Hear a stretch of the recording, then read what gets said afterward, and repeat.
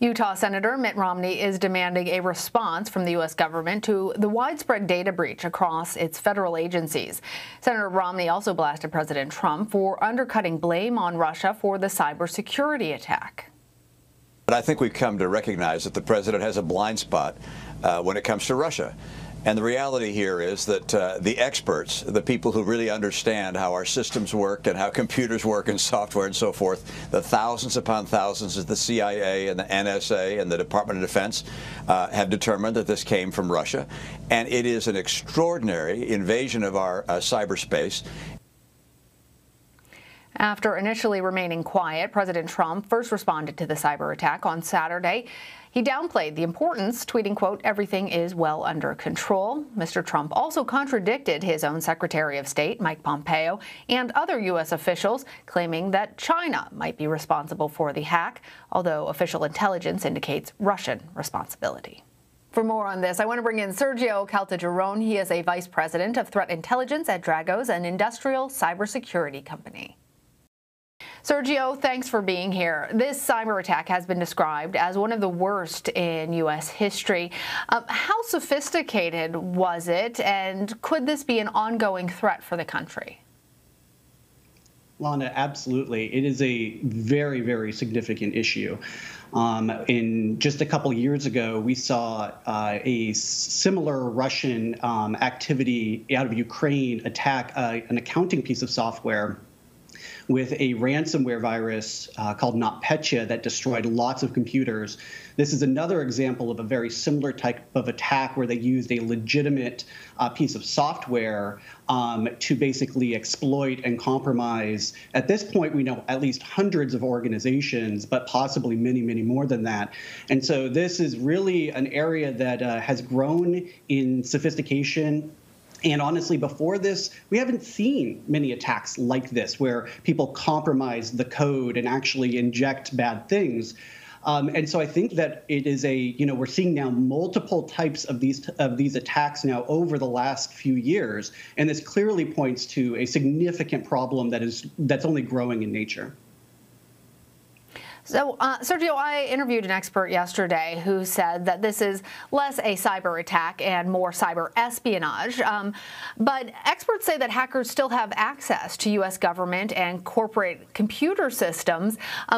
Fundamentally, very little is known at this point, except that it was extensive. Do you have any additional information about either what is being done to block them, if there is any timeline about the ability to get them out of these computers, and if you think that this is just along the lines of cyber espionage, or would you consider this an attack on the U.S. systems? Yeah, it's difficult to use the word attack because that word comes with so many connotations, which is why people are being very careful with that terminology, and I respect that approach. I think, though, that we have to recognize that this was effectively a massive compromise that allowed the adversary to do almost anything they wanted, which could include up to destructive style attacks. While we don't have any evidence that happened, I think that we also have to be very aware that having this type of access into so many critical infrastructure companies, into industrial companies worldwide, presents a major challenge and risk, and that we can't just assume that everything's going to be okay and that this is just espionage. When you've got such a large-scale risk to systems, not just in the United States, but in the world, realizing that the customer base for this company, SolarWinds, is not just the United States, but everywhere, but clearly was a major point of pain for the United States. So Secretary of State Mike Pompeo, as I mentioned, as well as other governmental officials, have blamed Russia for the breach, but we heard President Trump suggest that maybe China was behind it. Talk to us a little bit about what the cybersecurity experts and intelligence experts in the U.S. government are looking at, and whether or not they're able to find definitive proof or indications of who is actually responsible. Absolutely. That's a very difficult question to answer in almost every situation, but it is possible. And I think that's what everyone needs to understand is that we can find out who's behind attacks, and we do on a very regular basis. And the people who are working in the United States intelligence agencies and in partner agencies worldwide are spending an enormous amount of effort in trying to uncover with factual evidence exactly what happened and who is behind this.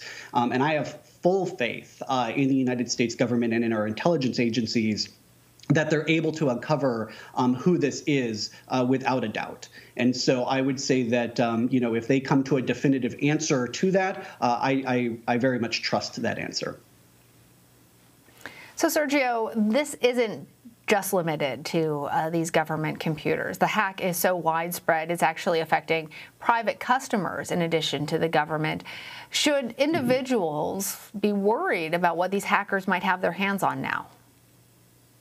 Unfortunately, I think it is a problem for everybody. And it's a problem for everybody because the organizations that are compromised provide services that are critical to the functioning of our society to some extent. Some of these are electric companies, water distribution companies, governments and policymakers and so forth.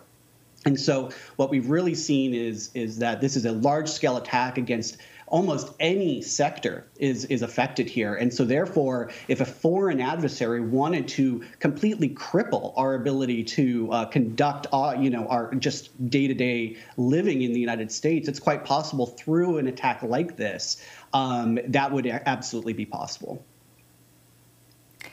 So I want to shift gears a little bit and talk about businesses. Cybersecurity can be extraordinarily costly.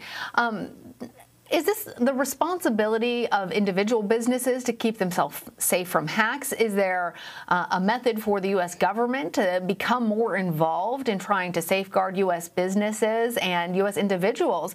As it seems like we hear about these types of attacks, not just on the U.S. government, but on all different companies that we as Americans utilize on a daily basis. Yeah, it's really critical. This is not a problem that can be solved by any one organization, by any one company. This is a collective risk. This is a risk we all have right now, and therefore it's a risk for the collective to solve.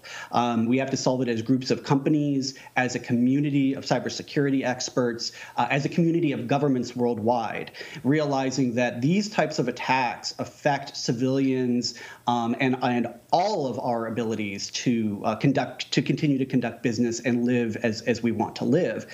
And so I think it's important that I think we do lean heavily on government to help us address this problem.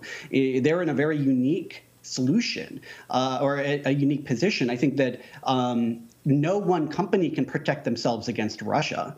That's an unreasonable request, just like I can't ask, my neighbor to protect themselves against Russia. And yet in cyberspace, that's exactly what is going on.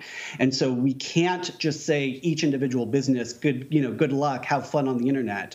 That's no longer the case when we've built so much of our modern society on that technology. We have to treat it as critical national infrastructure, and we have to protect it as such. And therefore, there has to be a very strong partnership and cooperation between the public and private sectors and the global community. Again, this isn't just a U.S. problem. This affects everybody worldwide as well. And so I think if we come together and we say this is not okay, we're not going to do this, and we take decisive action, then I think we will actually come to we will eventually come to an answer here. There is one. I think the challenge is just exactly how we get there. Yeah, I think it's very difficult for individuals and individual small businesses, et cetera, to be fighting back against what is now a widespread problem. All right. Sergio Caltagirone, thank you. Thank you, Lana.